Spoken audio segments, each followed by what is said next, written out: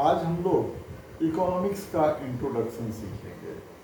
सबसे पहले ये सीख लेते हैं कि ह्यूमन एक्टिविटीज दो टाइप की होती हैं, economic activities and non economic activities. Economic activities ऐसी एक्टिविटी को कहते हैं जिसके पीछे मोटिव अर्निंग का होता है, और नॉन इकोनॉमिक एक्टिविटीज वैसी एक्टिविटीज को कहते हैं जिसके पीछे अर्निंग के अलावे और कोई मोटिव होता है। तो जो भी इकोनॉमिक एक्टिविटी करता है उसको इकोनॉमिक यूनिट कहते हैं। एक इंडिविजुअल स्मॉलेस्ट इकोनॉमिक यूनिट है। हाउस होल्ड जो फैमिली को कहते हैं, फर्म, कंपनी, क्लब, हॉस्पिटल, ये सारे इकोनॉमिक यूनिट्स हैं। एक पर्टिकुलर एरिया के अंदर जितने भी इकोनॉमिक यूनिट्स होते हैं उन सबको मिलाकर इकोनॉमी कहते हैं। ठीक है। अब एक इकोनॉमी के अंदर जितनी भी इकोनॉमिक एक्टिविटीज होती हैं वो तीन टाइप की होती हैं। एक पहले को प्रोडक्शन कहते हैं, दूसरे को कंजम्पशन कहते हैं, और तीसरे को इन्वेस्टमेंट कहते हैं। इस इन्वेस्टमेंट का दूसरा नाम कैपिटल फॉर्मेशन भी होता है। प्रोडक्शन का मतलब conversion of input to output, ये अर्निंग के मोटिव से होता है। जो प्रोड्यूसर होता है वो अर्निंग के मोटिव से गुड्स का, सर्विसेज का प्रोडक्शन करता है। दूसरी इकोनॉमिक एक्टिविटी है कंजम्पशन। कंजम्पशन का मतलब गुड्स एंड सर्विसेज को यूजअप करना अपने वांट के सेटिस्फेक्शन के लिए। और कैपिटल फॉर्मेशन या इन्वेस्टमेंट का मतलब होता है addition to the stock of capital assets during a given period of time. दूसरे सब्जेक्ट में इन्वेस्टमेंट का मतलब कुछ और होता है। इकोनॉमिक्स में इन्वेस्टमेंट का मतलब होता है एक टाइम पीरियड के अंदर जो कैपिटल एसेट्स हैं उसका स्टॉक कितना बढ़ा है, उसको इन्वेस्टमेंट कहते हैं। अब जरा ये समझ लेंगे कि एक इकोनॉमी में इंडिविजुअल जो होता है वो स्मॉलेस्ट इकोनॉमिक यूनिट होता है। उसके वांट्स अनलिमिटेड होते हैं और रेकनिंग नेचर के होते हैं, और वांट को जिससे सेटिस्फाई करते हैं उसे रिसोर्स कहा जाता है। रिसोर्स दो टाइप के होते हैं, economic resource and non economic resource. Economics में जब कभी रिसोर्स की बात करते हैं अपना मतलब इकोनॉमिक रिसोर्स से होता है। इकोनॉमिक रिसोर्स वैसे रिसोर्स को कहते हैं जिसकी सप्लाई उसके डिमांड से कम है या उसकी डिमांड उसके सप्लाई से ज़्यादा है। ऐसे सिचुएशन को इकोनॉमिक रिसोर्स के का सबसे इम्पॉर्टेंट फीचर होता है scarcity. Scarce economic resource scarce होते हैं। स्कार्स का मतलब अगर कोई किसी रिसोर्स की डिमांड उसके सप्लाई से ज़्यादा हो जाए या सप्लाई उसके डिमांड से कम रहे तो उसे स्कार्स कहते हैं, इकोनॉमिक रिसोर्स कहते हैं। और जो नॉन इकोनॉमिक रिसोर्स हैं उसमें उसकी सप्लाई उसकी डिमांड से ज़्यादा होती है या उसकी डिमांड उसके सप्लाई से कम होती है। जो नॉन इकोनॉमिक रिसोर्स होते हैं वो एबंडेंस में होते हैं। इकोनॉमिक्स में जब कभी रिसोर्स की बात करते हैं अपना मतलब इकोनॉमिक रिसोर्स से होता है। तो जो ह्यूमन वांट्स होते हैं एक तो अनलिमिटेड होते हैं और दूसरे रेकरिंग नेचर के होते हैं। दूसरी तरफ ह्यूमन वांट्स को जिससे सेटिस्फाई करते हैं वो रिसोर्स मतलब इकोनॉमिक रिसोर्स स्कार्स होते हैं। तो हर इंडिविजुअल को अपने स्कार्स रिसोर्स को ऐसे यूज करना पड़ता है कि उसके अनलिमिटेड वांट्स सेटिस्फाई हो जाएं। ठीक है। तो इकोनॉमिक्स ह्यूमन बिहेवियर की स्टडी करता है कि एक इंडिविजुअल स्कार्सिटी के बीच में स्कार्सिटी के साथ अपने अनलिमिटेड वांट्स को कैसे सेटिस्फाई करता है। इंडिविजुअल अपने वांट्स को प्रायोरिटाइज कर लेता है और रैशनली अपने स्कार्स रिसोर्सेज को इस तरह से यूज करता है कि उसको मैक्सिमम सेटिस्फेक्शन मिले, उसको ज़्यादा से ज़्यादा वांट को सेटिस्फाई कर सके। तो इकोनॉमिक्स में सबसे इम्पॉर्टेंट बात है कि कैसे स्कार्स रिसोर्स को अनलिमिटेड वांट्स को सेटिस्फाई करने के लिए यूज करें। इसको रिसोर्स एलोकेशन प्रॉब्लम कहते हैं।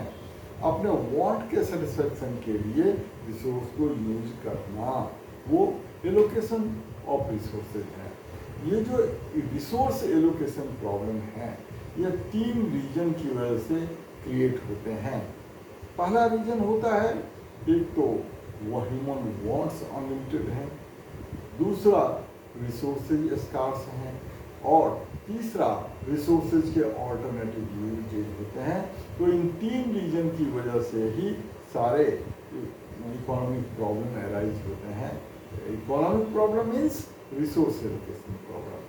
अब ये जो रिसोर्स एलोकेशन, ये जो इकोनॉमिक प्रॉब्लम है, इस इकोनॉमिक प्रॉब्लम को सारे इकोनॉमिक यूनिट, चाहे एक इंडिविजुअल हो, फर्म हो, कंपनी हो, नेशन हो और कंट्री हो, सारे इकोनॉमिक यूनिट इस प्रॉब्लम को फेस करते हैं। इसीलिए इस रिसोर्स एलोकेशन प्रॉब्लम या इकोनॉमिक प्रॉब्लम को central problem of an economy कहते हैं। अब इस सेंट्रल इसलिए कहते हैं क्योंकि सारे इकोनॉमिक यूनिट इस प्रॉब्लम को फेस करते हैं। अब ये इकोनॉमिक प्रॉब्लम जो है, उसको 3 क्वेश्चन के फॉर्म में एक्सप्रेस किया जाता है। सबसे पहले व्हाट टू प्रोड्यूस। और भी एक बात जरा ध्यान देंगे कि ये जो 3 इकोनॉमिक प्रॉब्लम हैं, उन तीनों इकोनॉमिक प्रॉब्लम के अंदर 2-2 एस्पेक्ट होते हैं। तो पहला इकोनॉमिक प्रॉब्लम होता है what to produce. What to produce के अंदर भी 2 एस्पेक्ट हैं। चूँकि रिसोर्सेज स्कार्स हैं, इकोनॉमी को डिसाइड करना पड़ता है कि क्या प्रोड्यूस करे और कितनी क्वांटिटी में प्रोड्यूस करे। What to produce means which commodities should be produced and in what quantity they should be produced since resources are scarce।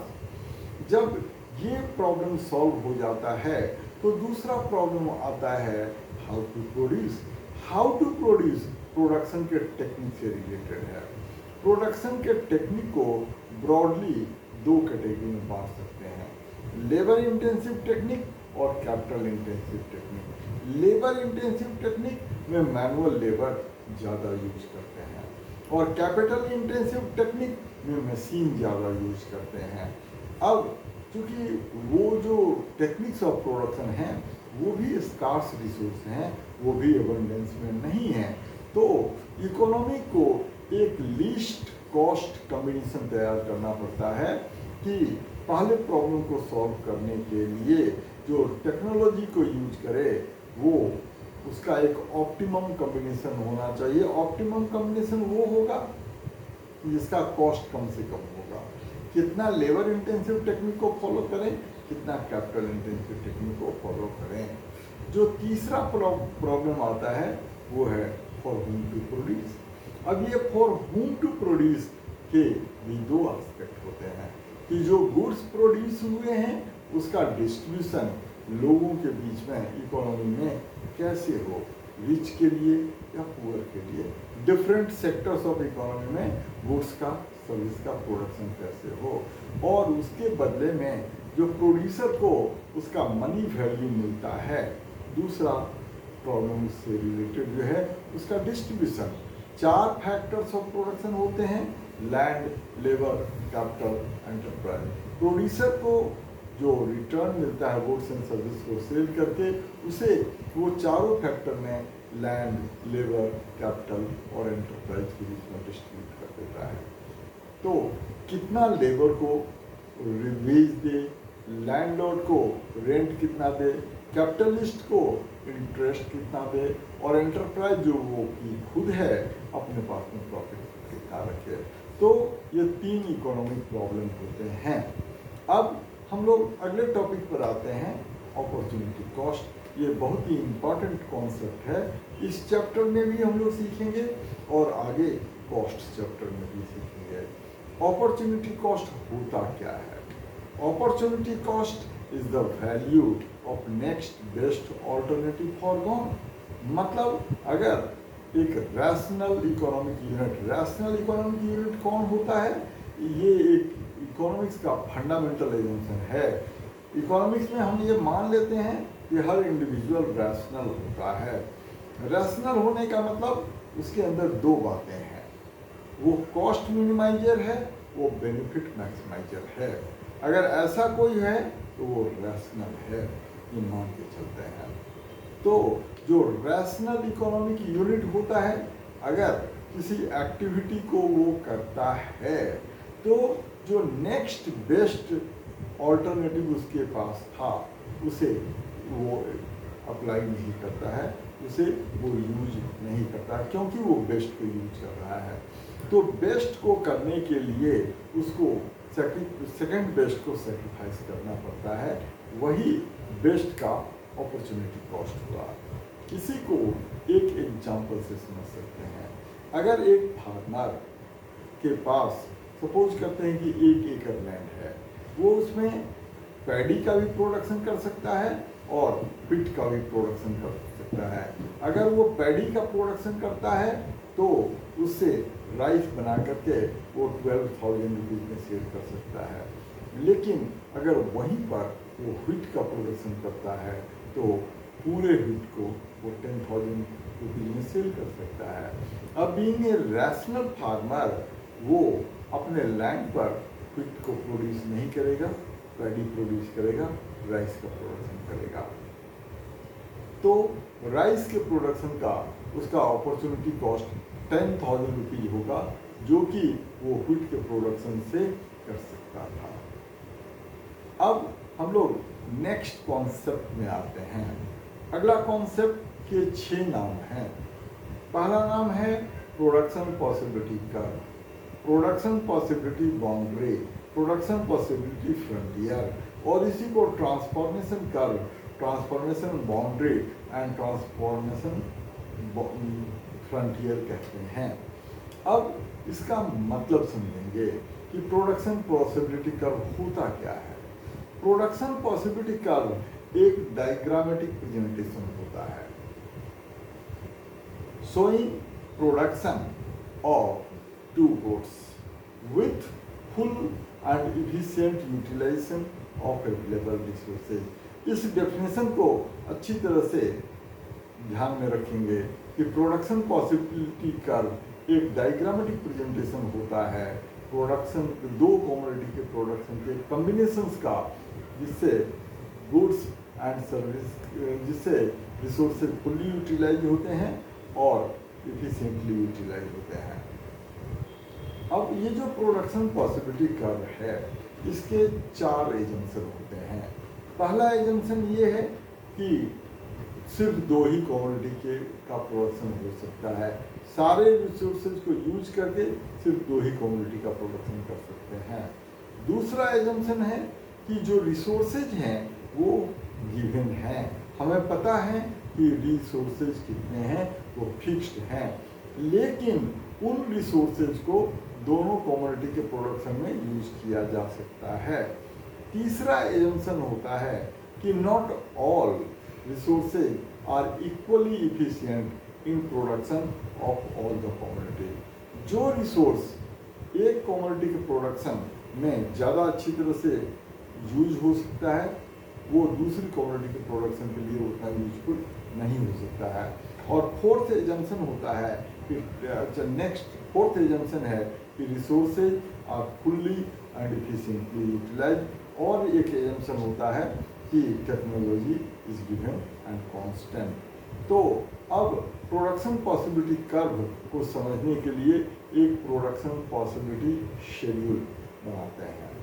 Production possibility schedule ऊपर में कैपिटल लेटर में लिखेंगे, प्रोडक्शन पॉसिबिलिटी शेड्यूल। उसके अंदर 5 column मैं बता रहा हूँ, इसको दिमाग में रखेंगे, कॉपी में बाद में बना लेंगे, बुक में जो दिया होगा वो एग्जाम्पल देख लेंगे। मैं एक बड़ा अच्छा एग्जाम्पल दे रहा हूँ, उसको याद करने की जरूरत नहीं होगी। तो प्रोडक्शन पॉसिबिलिटी शेड्यूल में 5 कॉलम होंगे। पहला कॉलम होगा प्रोडक्शन पॉसिबिलिटी, दूसरा कॉलम होगा गुड एक्स, तीसरा गुड वाई, चौथा कॉलम होगा मार्जिनल अपॉर्चुनिटी कॉस्ट, और लास्ट कॉलम होगा मार्जिनल रेट ऑफ ट्रांसफॉर्मेशन। तो इसमें सबसे पहले फर्स्ट कॉलम में कुछ नहीं लिखेंगे, सेकंड कॉलम में कुछ नहीं लिखेंगे, थर्ड कॉलम गुड वाई में 0 से 5 तक या 6 तक लिख लेंगे। अगर 6 तक लिखा तो 0 से 6 तक का टोटल कर लिया वो 21। तो गुड, अब ये जो 0 से 6 तक लिखा तो इसमें production possibility A B C D E F G 7 production possibility हो गई। फिर थर्ड कॉलम पूरा फिलअप करने के बाद फर्स्ट कॉलम में आएंगे, ए से लेकर के जी तक लिख लेंगे। इसके बाद सेकंड कॉलम लिखते हैं। जो थर्ड कॉलम का टोटल है वो सेकंड कॉलम में सबसे ऊपर लिख देंगे 21। कैसे? 1 + 2 3 + 3 6 + 4 10 + 5 15 + 6 21। चार जो गुड वाई है उसमें 0 से लेकर 6 तक का के यूनिट को ऐड कर लिया, वो 21 हो गया। इसको एक्स में कम्बिनेशन ए में लिख दिया। इसके बाद कम्बिनेशन बी में गुड वाई के फर्स्ट यूनिट को माइनस किया तो ये 20 हो जाएगा। फिर 2 को माइनस करेंगे तो 18 हो जाएगा। फिर 3 माइनस करेंगे 15 हो जाएगा। फिर 4 माइनस करेंगे 11 हो जाएगा। फिर 5 माइनस करेंगे 6 हो जाएगा। इस तरह से लिखेंगे। अब नेक्स्ट कॉलम में आते हैं मार्जिनल अपॉर्चुनिटी कॉस्ट। ये जो मार्जिनल अपॉर्चुनिटी कॉस्ट है, पहले उसका कॉन्सेप्ट समझ लेंगे। ये भी समझ लेंगे कि पूरे माइक्रो इकोनॉमिक्स में और क्लास 12 में आकर के मैक्रो इकोनॉमिक्स में ये मार्जिनल का कॉन्सेप्ट बार बार यूज होता है। मार्जिनल का मतलब होता है एडिशनल, एक्स्ट्रा। तो मार्जिनल अपॉर्चुनिटी कॉस्ट का मतलब होता है कि एक अगर किसी कम्युनिटी के एक एडिशनल यूनिट को प्रोड्यूस करना चाहते हैं तो दूसरी कम्युनिटी के प्रोडक्शन को कितने यूनिट से फॉरगो करना होगा, उसको छोड़ना होगा। तो इस तरह से कॉलम नंबर 4 में कॉम्बिनेशन ए में मार्जिनल अपॉर्चुनिटी कॉस्ट 0 होगा। कॉल बी कॉम्बिनेशन में अगर y का प्रोडक्शन 1 यूनिट से बढ़ता है तो x का प्रोडक्शन 21 - 20 1 यूनिट से हुआ। फिर C कॉम्बिनेशन में इस तरह से नेक्स्ट से माइनस करते जाते हैं तो मार्जिनल अपॉर्चुनिटी कॉस्ट भी 0 से लेकर 6 तक का बन जाता है। अब 5th कॉलम में हम लोग मार्जिनल रेट ऑफ ट्रांसफॉर्मेशन को दिखाते हैं। ये मार्जिनल रेट ऑफ ट्रांसफॉर्मेशन जो होता है एक रेशियो होता है, decrease in production of a commodity to increase in production of another commodity. तो इस तरह से 1x = 1y, 2x = 1y, 3x = 1y, इस तरह से मार्जिनल अपॉर्चुनिटी कॉस्ट बना लेते हैं, कैलकुलेट कर लेते हैं। इस पर एग्जाम में न्यूमेरिकल क्वेश्चन भी आते हैं, इसकी एक्सरसाइज से प्रैक्टिस कर लेंगे। अब इसका कर्व जो बनता है वो कॉन्केव टू द ओरिजिन बनता है ड्यू टू इंक्रीजिंग एमओसी या एमआरटी। ये याद रखेंगे, एग्जाम में 1 मार्कर क्वेश्चन आता है कि shape of PPC is concave to the origin. ये डाउनवर्ड स्लोपिंग होगा और कॉन्केव टू द ओरिजिन होगा। अब अगर कोई economy with in PPC operate कर रही है, मतलब वहाँ पर रिसोर्स का अंडर यूटिलाइजेशन हो रहा है। अगर इकोनॉमी पीपीसी पर ऑपरेट कर रही है तो इकोनॉमी में फुल रिसोर्सेज का फुल एंड एफिशिएंट यूटिलाइजेशन हो रहा है। और अगर बियॉन्ड पीपीसी प्रोडक्शन है तो वो अनअटेनेबल कम्बिनेशन होगा, क्योंकि इकोनॉमी के पास वह उतने रिसोर्सेज ही नहीं होते हैं। ये ध्यान में रखेंगे। अब पीपीसी के बारे में अगला कॉन्सेप्ट ये समझेंगे कि पीपीसी का चेंज। पीपीसी में चेंज 2 टाइप के होते हैं। एक शिफ्ट इन पीपीसी जो कि चेंज इन रिसोर्सेज की वजह से होता है। एक चार्ट से बना लेंगे चेंज इन पीपीसी, पहला शिफ्ट इन पीपीसी, दूसरा rotation of PPC. Shift in PPC होता है, उसके नीचे डैश डाल करके लिख लेंगे ड्यू टू चेंजिंग रिसोर्सेज।